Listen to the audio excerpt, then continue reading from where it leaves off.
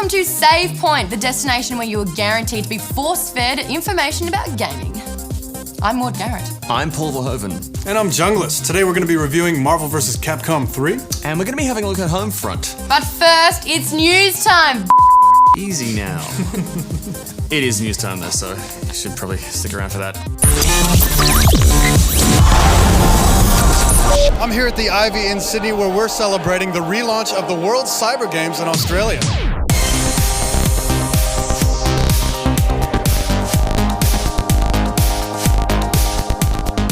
Outside of Australia, it's a household name. Complete this sentence. The WCG is? Amazing. Pretty awesome. Now tell me, what does the World Cyber Games mean to you? 6.2 million for the Sydney economy. If it comes to Sydney, that's a pretty big deal, so we'll take that. Well, I can beat my sister, so. All right, we found some people that are serious about their gaming. What do you guys think of WCG? I think it's awesome that it's like getting a lot more popularity here right now, and you guys are really pushing it. I'm the Mario Brothers girl. Sims. Yeah, Sims. play Sims. She loves decorating houses and stuff like that. Yeah, Sims 1, 2, and 3. Well, there you have it. A couple of big World Cyber Games events coming up soon. People are excited. I'm excited. Review.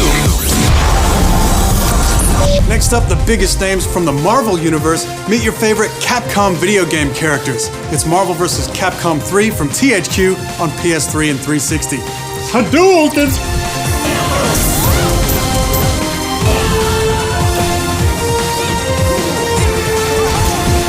Alright, what do Dante, Morrigan, Dormammu, and Akuma all have in common? They're all demons. Yeah, yes, you're so right. But they're also all characters in the latest fighting mashup, Marvel vs. Capcom 3.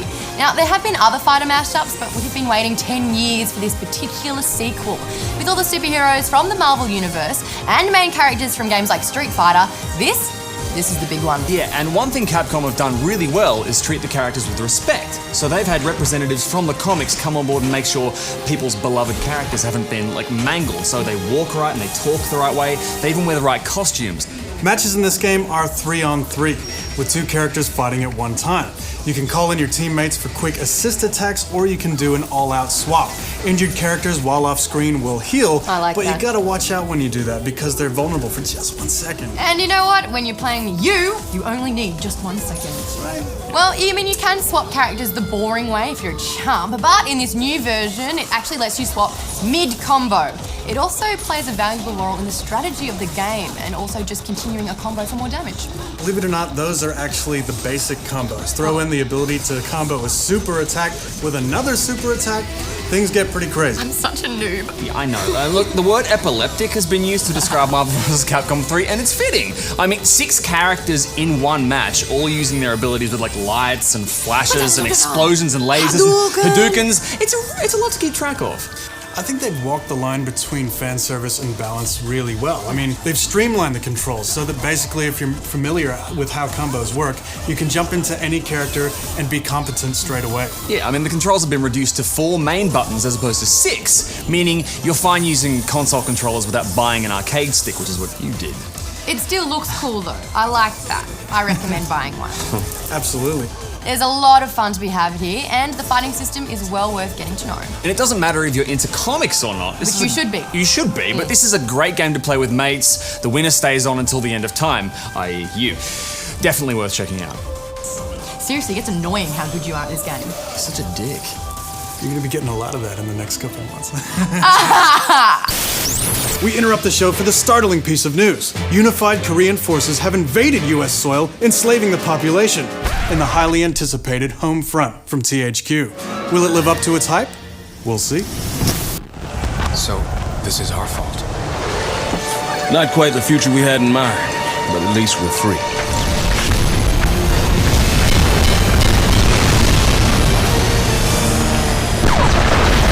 Forget Avatar, forget Spider-Man 3, forget any big budget movie release you can think of. Titanic? Forget that. Forget it. The biggest entertainment release of all time so far is a video game. And that game is Call of Duty Black Ops. The Call of Duty franchise is kind of setting the bar for shooting games at the moment. If you can't rise to that level, you may as well not even try. Yeah, that's why the latest shooter on the block, Homefront, is differentiating itself with a dark, futuristic setting. So different. But in this fiction, a unified Korea has invaded both Japan and the US, and Europe is just far too crippled to intervene. Chaos Studios have brought on John Milius, the author of Red Dawn and Apocalypse Now, to make this invasion seem as realistic as possible. Yeah. They want you to really feel like you're defending US soil. Not that that really matters to us Aussies. No, but the effort that they've gone to is still impressive. There's lots of people to talk to, scraps of paper that you can find, or just posters on walls that give you a little insight into how all this came about. And I like that. You know, you actually get to understand the story. Definitely, the effort is there to sort of put you in the moment. Homefront's problem is that they didn't have enough action sequences to kind of spread the game a little bit longer. I mean, we beat the game in 5 hours, and it really feels like they crammed in as much story as possible in that time, and it really just doesn't do that story justice. My guess is they weren't able to craft enough action sequences to support a longer game. Good guess. As a result, Homefront's invading forces suffer from a case of premature evacuation. Ha ha ha! Oh, you, so clever with your words. For me, though, we should probably stop talking about the disappointingly short story when the part of this game that actually is great is the multiplayer. It's pretty kick-ass, is it not? It is, I mean, and that's kind of where gaming's headed. If you've got an FPS, first-person shooter, you want to take it online and destroy everyone else. And so if that multiplayer mode keeps giving and giving, you're doing something right. One of my concerns was that there's a lot of open spaces that you're forced to run to on your way to capturing an objective. You just want to hide behind something. But you can't, and this makes snipers really powerful. And I don't like snipering. I'm like just bullet spray. Anyway, if you're spending all of your time snipering on a mountain and not capturing points, you're probably going to lose anyway.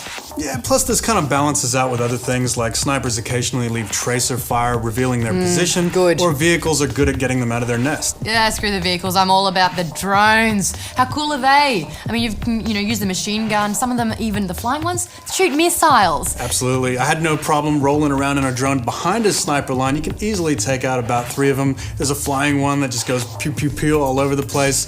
The drones kick ass. Well, there you have it. If you only like single player, Homefront is disappointingly short. If it were an incredible, action-packed, jaw-dropping 5 to 6 hours, it would probably be worth it. But it's not. It's not. So if you get it for its surprisingly kick-ass multiplayer. And those drones. And those drones. Because they're cool. You're cool. You're disappointingly short, though. That's all we've got on today's episode of Save Point, but never fear, there will be more later. In the meantime, check out the website, get involved in the community right here. We'll be here.